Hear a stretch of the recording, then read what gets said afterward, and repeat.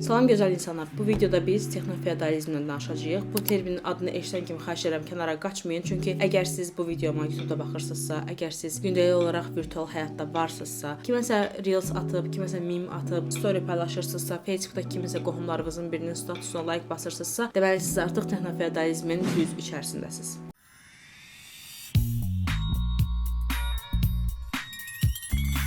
Sizə kiçik bir sıxıcı məlumat verim. Deməli, texnofeodalizm adlı bir terminin yaradıcısı əslində Yunanistanın keçmiş maliyyə naziri Yanis Varoufakisdir. Və bu adam, deməli, adam dediyim də keçmiş nazir. Bu adam, deməli, kitab yazır. Kitabda da öz məlumatlarını, analizlərini, Alexa ilə falan biraz mırtdaşır. Onunla olan təcrübələrini və s. paylaşır. Bəs gəlin baxaq. Bu texnofeodalizm nə mənə şeydir? Əvvəlcə Yanis müəllim deyir ki, solçular həmişə düşünürdülər ki, kapitalizmi onlar yıxacaqlar. Ən azından bunu ümid edirdilər. Amma gün o gün gəldi ki, kapitalizmi yıxan kapitalizmin özü oldu, məhz bu texnofeodalizmdən. Öz həyatımızdan baş verən şeylərə texnofeodalizmi necə görə bilərik? Məsələn, tutaq ki də mən dünən getdim bir kitab evinə, oradan bir kitab aldım. Bu kitab mənimdir, fizikidir, məndə var. Və mən bu kitabla nə istəsəm edə bilərəm. Bu kitabı yeyə bilərəm, bu kitabı oxuya bilərəm, bu kitabı yandıra bilərəm, bu kitabı kiməsə verə bilərəm, pulsuz sata bilərəm, pulla sata bilərəm və s. və axır. Bu kitab mənimdir və mən onun sahibiyəm və bu sahiblik hüququm mənə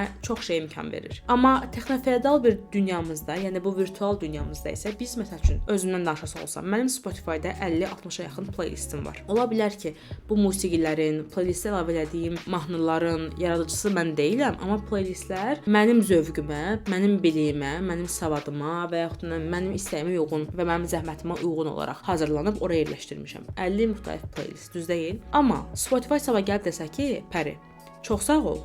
Bəs istifadə edirsən və s. Amma sabahdan əgər sən 20 avro daha çox ödəməsən mənə, sən bu playlistlərin heç birisini istifadə edə bilməyəcəksən. O halda mən nə edə bilərəm? Heç nə. Texnofeodalizmin bu gün bizə yeritdiyi şeylərdən biri də məhz budur. Əgər əvvəllər biz nəyə sahib ola bilirdiksə, məsələn, feodalizm dövründə necə idi? Torpağın olur, torpaq sahibi olursan və orada adam işlətdirirsən, oranı ev eləyirsən, oranı fabrik eləyirsən, nə edirsənsə, sən feodalsan və bu sənin sahibliyində olan bir şeydir. Amma texnofeodalizmdə biz istifadəçi kimi bizim sahiblik olduğumuz demək olar ki, heç nə qalmır. Çünki bir yerdən sonra biz sadəcə olaraq böyük bir sistemin istifadəçisi oluruq və bizə bunun qarşılığında heç bir şey verilmir. Əksinə davamlı olaraq verən tərəf biz oluruq. Pul veririk, vaxtımızı veririk, yaradıcılığımızı veririk və s. Məsələn, bu gün YouTube-da, Instagram-da, Facebook-da, TikTok-da və s. trilyon dənə influencer var demək olar. Bu insanlar əlbəttə ki, pul qazanırlar, amma onların qazandığı pul o platformaların qazandığı pulla eynidirmi sizcə? Yəni bu platformalara var edən bizlərik. Mən TikToka girirəm və mənim girməyim, sonra başqa birinin TikToka cəlb eləməyim, başqa birindən TikTokda belə bir şey görmüşəm deməyim, sırf hamısı TikTokun xeyrinə işləyir. Bəs mən istifadəçi olaraq TikTokdan nə gözləyirəm? Bəs mən istifadəçi olaraq TikTokdan nə alıram? Heç nə. Elə məsələ də budur. Hazırda texnologiya və bizim virtual aləmimiz, virtual bacarıqlarımız, vərdişlərimiz və s. Big Tech deyilən böyük şirkətlərin, böyük texnologiya şirkətlərinin əlində cəmləşib. Google məsələn axtarış sistemlərinin kralıdır. Amazon elektron kommersiyanın, elektron alış-verişin kralıdır deyək. Facebook-da sosial medianın kralıdır. Meta daha doğrusu. Və balaca bizneslər onlarla yarışa bilmirlər. Çünki nəhayətində hamı ordadır. Hamının istifadə etməli olduğu şey, hamıya maraqlı gələn şeylər ordadır və biz məcbur oluruq ki, davamlı olaraq onların şirkətlərinə xeyir verək. Mənim istifadə etməyim, mənim hansısa bir funksiyada bu işləmir, bu funksiya deyib report etməyim onlara nə isə və onların bunu düzəltməyi hamısı o şirkətin xeyrinədir. Mən istifadəçi kimi dediyim kimi heç nə qazanmıram burada. Əksinə yenə məndən gedir nə olursa. Çünki Facebook sabahsı gün subscription gətirir bildiyiniz kimi, məsələn, Meta-da artıq siz təsdiqlənmiş profil bəcini almaq istəyirsinizsə, siz ödəniş etməlisiniz. Halbuki bu daha əvvəllər sırf rəsmiləşdirilmiş və təsdiqlənmiş insanların öz kimliklərini təhlükəsizliyə qovuşdurmaq üçün istifadə etdikləri bir funksiya idi. Amma artıq bu belə satılır bizə. Təzəlikcə bir məsələ olmuşdu.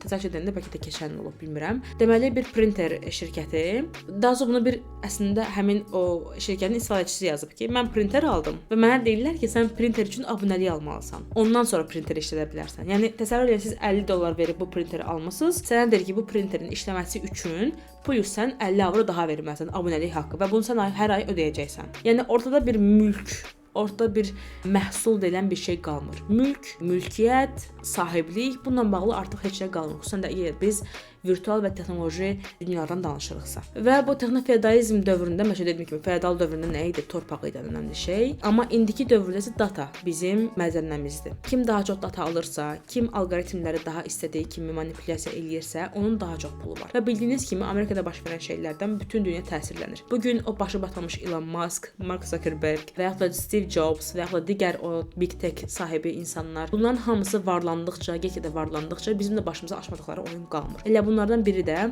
mediada, texnologiyada, xüsusən də bu qədər çox insanların informasiya aclığı olduğu halda, həm də information fatigue dediyimiz informasiya yorğunluğuna məruz qaldığı bu dövrlərdə datadan istifadə eləyərək bizi manipulyasiya edən də, bizim başımıza aldadan da, bizi özümüzə tanıtdırmağa çalışanlar da yenə bu big techdir. Məsələn, bu Texnofeodalizm adlı kitabda Yanis müəllim deyir ki, Alexa ilə bir ara takılmada türklər demiş, vaxt keçirib xeyli və görüb ki, təcrübəsi budur ki, birincisi o Alexanı yönləndirməyə çalışıb ki, nəyi sevir, nəyi sevmir, nəyi eləməyə xoşu gəlir, nəyi eləməkdən xoşu gəlmir və s.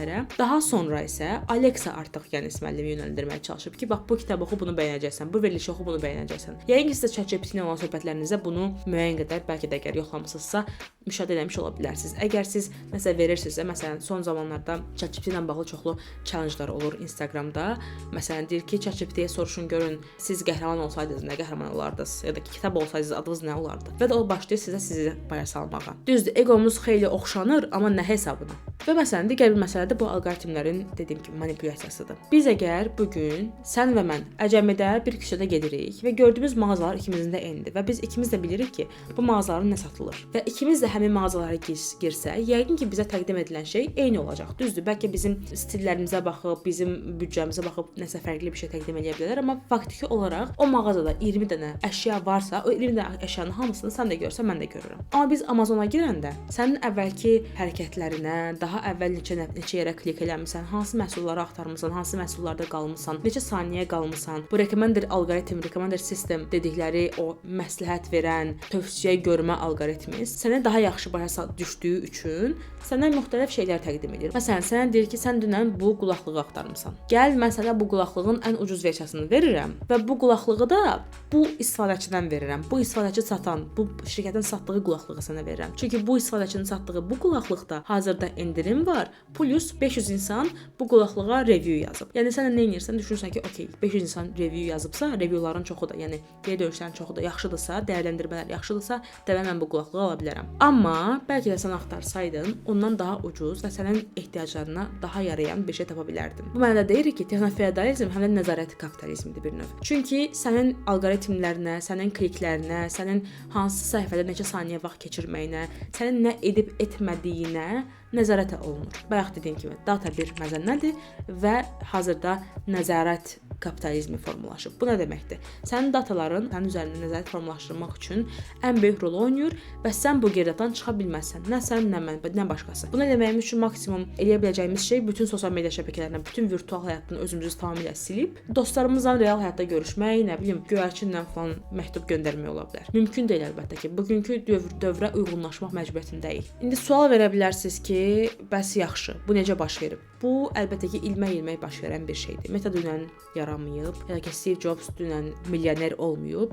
Sadəcə məsələ burasındadır ki, bu insanlar, bu şirkətlər xüsusilə bu big tech şirkətləri heç bir ölkənin iqtisadiyyatına, mərkəzi bankına xeyir vermədikləri kimi davamlı olaraq pulları bu big techin qurucularının ciblərinə axıdırlar. Yəni bildiyiniz kimi, YouTube Azərbaycanda var, düz deyil, amma YouTube Azərbaycana vergi verirmi ki, mən burdayam, sənin istifadəçilərin mənə baxır, mən sənin istifadəçilərdən pul qazanıram. Buna görə YouTube vergi verirmi? Yox. Facebook vergi verirmi? Yox. Maksimum kimlər vergiyə tabe tutulur? Məsələn, blogersən, Instagramda reklam paylaşırsan. Türkiyədə məsələn bu daha qatı bir şəkildə baş verir, amma Azərbaycanda bildiyim qədərdən daha sərt deyil, amma ən azından bu sistem var ki, blogerdə reklamlı bir şey paylaşır, bilirlər ki, bu reklamı nə qədər alıbsa, onu öz şirkəti hesabına, öz adını açdırdığı şirkət hesabına vergisini ödəməlidir. Amma Instagram vergi verirmi Azərbaycan hökumətinə qazandığı pullar üçün? Bizim ekonomiyamıza xeyir verirmi? Mən Bəs burada feodalizm mövzusunda ona görə deyirlər ki, texnofeodalizm. Çünki feodalizm nədir? Torpağın sahibi var və orada kəndlini işlədir, orada işçini işlədir və işçi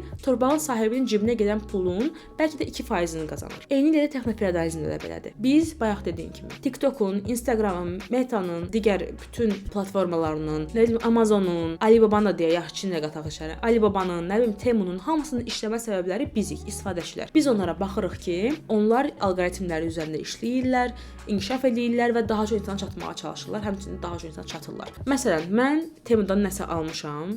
Çox qürurla deyə bilərəm ki, heç vaxt almamışam. Həmçinin Trendyoldan da. Bu iki yerdən, Alibabadan, Amazondan nəsə alıram və gedirəm bir dostuma deyirəm ki, əla bir şey almışam, sən də al. Yenə dediyim kimi, bayaq da hesabı nümunəni vermişdim. Bəs buna görə Amazon mənə pul ödəyirmi ki, ay bacı, ay pəri, çox sağ ol, bizim reklamımız nədir? Yox. Amma Amazonun cibinə pul gedirmi? Gedir. Bir də onu nəyə qeyd etməliyəm? Ən önəmli məsələlərdən biri bu big tech-in insanların həyatına vurduğu zərər qədər təbiətə vurduqları zərər də var. Çünki texnologiya biz elə bilirik ki, texnologiya da nəsə yəqin ki, maraqlı bir şeydir, havadan gedir bütün. Yox da bu bütün internet kabelləri məsələn dünya üzərinə 35 dəfə fırlana bilərmiş. Hətta daha çox da ola bilər, əmin deyiləm. Mən bir dənə bununla bağlı resurs görmüşəm, bunu fact-check edəcəm. Deməli, internet kabelləri dünyanı, yəni yer kürəsini 35 dəfə dövr edə bilər. İnternet kabellərinin uzunluğu, yeraltı dünyadan keçən internet kabellərinin uzunluğu. Təsəvvür edə bilirsiniz bunun təsirini, yeraltı aləmə verdiyi təsiri, yəni dənizaltı aləmə verdiyi təsiri təsəvvür edə bilərsinizmi? Eyni zamanda bu böyük texnologiya, ChatGPT ilə bağlı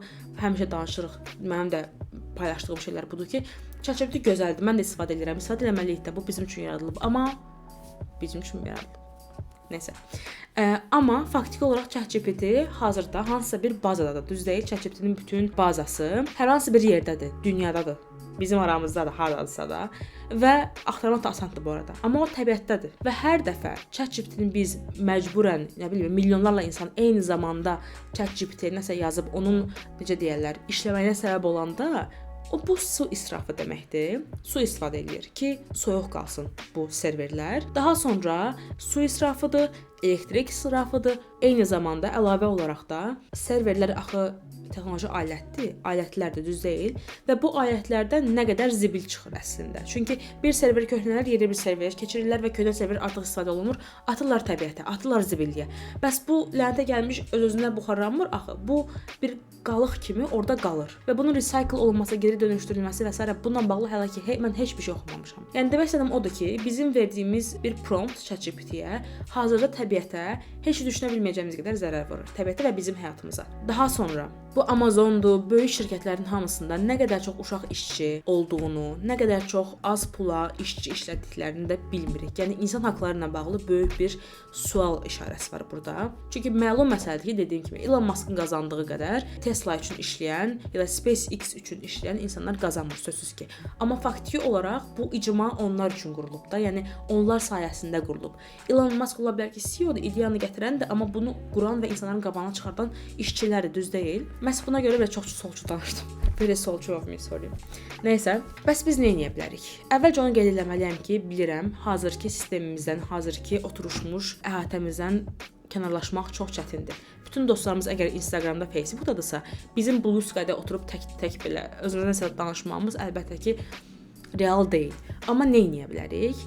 Eləyə biləcəyimiz şeylər yeni resursları axtarmağa çalışmaqdır. Çətindir bilirəm. Amma məsələn X istifadə eləməyin. Məsələn mən X-i artıq bağlamışam 2 ilə yaxındır.